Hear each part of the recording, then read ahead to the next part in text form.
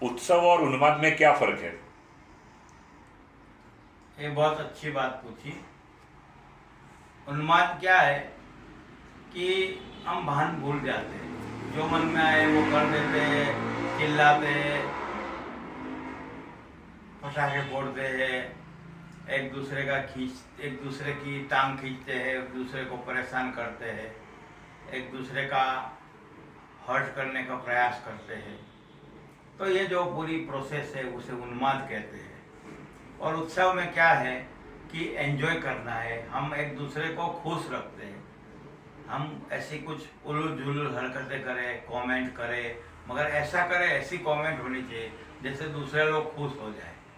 जैसे कि उत्तरायण है, उत्तरायण में ऐसा होता है, दिवाली में भी उसी तरह, यानी हर त्यौहार, हर सेलिब्रेशन की जो बात है, उस समय हमारे भीतर एक ऐसी स्थिति बनती है जिसमें हम सभानता रखें तो एक दूसरे को आनंद दे सकते हैं।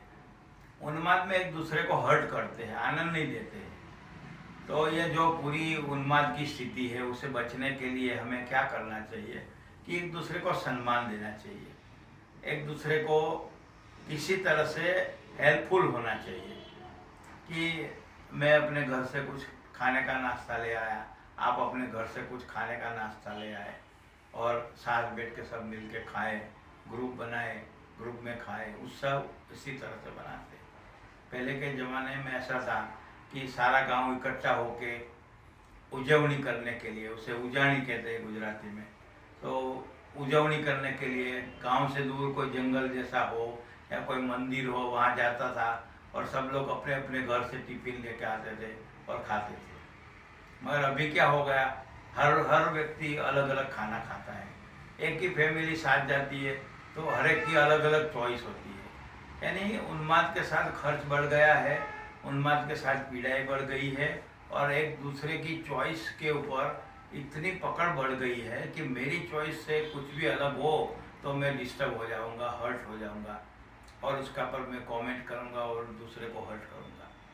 तो ये जो उन्माद की पूरी स्थिति है, उसे समझने के लिए हमें अपने श्वास को समझना होगा। हमारा श्वास है बहुत डिस्टर्ब हो गया है और श्वास की ब्रीदिंग की पूरी सिस्टम डिस्टर्ब हो गई है। तो इस सिस्टम को समझेंगे, इस सिस्टम को प्रयोग में लाएंगे और वो नई जो सिस्टम है प्रयोग में लाने की, वह है रिदमिक ब्रीदिंग। रिदमिक ब्रीदिंग दो तरह से हो सकता है, या तो विपश्यना से जाओ और उसके लिए आपको सक्रिय ध्यान, कुंडलिनी, नटराज, नाद ब्रह्म ध्यान करना होगा जो ओशो ने बताया है। और दूसरा है 3 स्टेप रिदमिक ब्रीदिंग जो सावरिया जी ने, महायोगी श्री सावरिया जी ने बताया है। वो पतंजलि योग सूत्र पर आधारित है। वह 3 स्टेप का रिदमिक ब्रीदिंग है। दोनों रिदमिक ब्रीदिंग है। विपश्यना का रिदमिक ब्रीदिंग ऐसा है कि उसमें सिर्फ अपने आप श्वास जैसे चलता है उसे नॉर्मल चलाना है और श्वास को धीरे धीरे धीरे शांत होने देना है। शांत करना नहीं है, शांत होने देना है।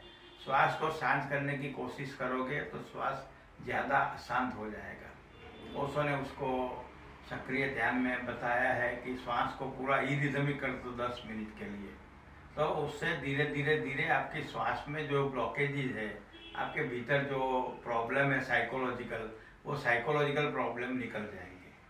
और सक्रिय ध्यान में दूसरे चरण में ये बात है, वो जो अपना भीतर उन्माद है, गालियाँ है, गुस्सा है, चीड़ है, नाराजगी है, वो सब निकाल देना है।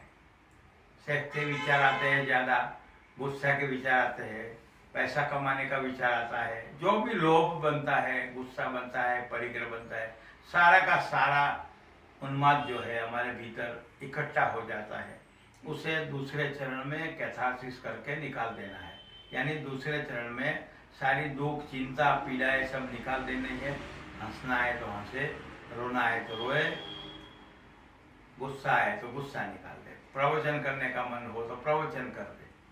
जो भी आपके भीतर उन्माद पड़ा है वो निकलेगा नहीं। तो वो उन्माद जब भी उत्सव होता है, क्रिकेट मैच होती है, सभी लोग हारे तो टीवी तोड़ देते हैं, जीते तो आइसक्रीम खाने और नाश्ता करने चले जाते हैं। तो इस तरह का बहुत सारा उन्माद हमारे भीतर पड़ा है। तो अपनी पसंद का हो और हम नाराज हो जाए, अपनी पसंद का हो और हम खुश रहे, और पसंद का ना हो तो नाराज हो जाए, इस तरह की जो परिस्थिति बनती है तो उसे उन्माद कहते हैं। और ध्यान अगर आपके जीवन में आएगा तो आप ध्यान की वजह से एक स्थिर स्थिति में रहेंगे, एक शांत स्थिति में रहेंगे, और जो अपने भीतर से, अपने भीतर जो अंदर से आएगा वैसे जीवन जिएंगे। तो अपने भीतर जीवन इस तरह से बनना चाहिए कि हमारे भीतर जो डिवाइन फ्रैगमेंट है, हमारे भीतर जो परमात्मा है, वो हमें गाइड करता रहता है कि इस तरह से जियो, ये करो, ये ना करो। तो उन्माद की स्थिति और डिप्रेशन की स्थिति में जाना जरूरी नहीं है। हमें एक नॉर्मल, उत्सवपूर्ण, शांत, आनंदपूर्ण जीवन जीना है। तो वो पूरी लाइफस्टाइल बनानी पड़ेगी, और वो लाइफस्टाइल नहीं बनेगी तो ये दुनिया में झगड़े होते रहेंगे, युद्ध होते रहेंगे, हुल्लड़, दंगे फसाद होते रहेंगे, और बहुत सारी पीड़ाएं बनेगी। और ये अगर इस तरह से ध्यान और योग का प्रयोग चलता रहे तो हो सकता है कि इस दुनिया में से जेल विदा हो जाए, इस दुनिया में से हॉस्पिटल विदा हो जाए। इस तरह के उन्माद और डिप्रेशन की स्थिति हमारे लिए, तबीयत के लिए बहुत हानिकारक है। तो और पूरा सोशल स्ट्रक्चर हमारा डिफेक्टिव है, तो उस स्ट्रक्चर को समझना होगा, और उस स्ट्रक्चर को समझने के लिए हमें सामूहिक प्रयास करने होंगे। एक दो व्यक्ति ध्यान करेंगे तो उसका जीवन बदलेगा, मगर समूह में सारे लोग, बहुत सारे लोग ध्यान करेंगे तो बहुत सारे लोगों का जीवन बदलेगा, और उससे उसके जीवन में आनंद, प्रेम और शांति आएगा। आशा रखता हूँ कि आप इस दिशा में प्रयोग करेंगे, प्रयास करेंगे। जहाँ भी दिक्कत है वहाँ आप मुझे पर्सनली संपर्क करके बात कर सकते हैं। अगर ऐसा नहीं हो तो जहाँ भी ओशो का शिविर होता है, महायोगी तवरिया जी का जो योग सेंटर होता है, वहाँ उनकी वेबसाइट है 3stepbreath.com। तो इस तरह से दूसरा भी वेबसाइट है 3SRB.org। तो उसमें आप जाके आप ढूंढ सकते हैं, और पर्सनली भी मुझे पूछ सकते हैं। और बहुत सारे लोग इस तरह दिशा में प्रयास कर रहे हैं। तो अगर ये ठीक से हो जाए तो ये पूरी पृथ्वी का उन्माद दूर हो जाएगा, और पूरी पृथ्वी आनंद, प्रेम और शांति से भर जाएगी, और ये जीवन जीने जैसा आनंदपूर्ण हो जाएगा, उत्सवपूर्ण हो जाएगा। आशा रखता हूँ कि आपके जीवन उत्सवपूर्ण और आनंदपूर्ण बने। नमस्कार, धन्यवाद।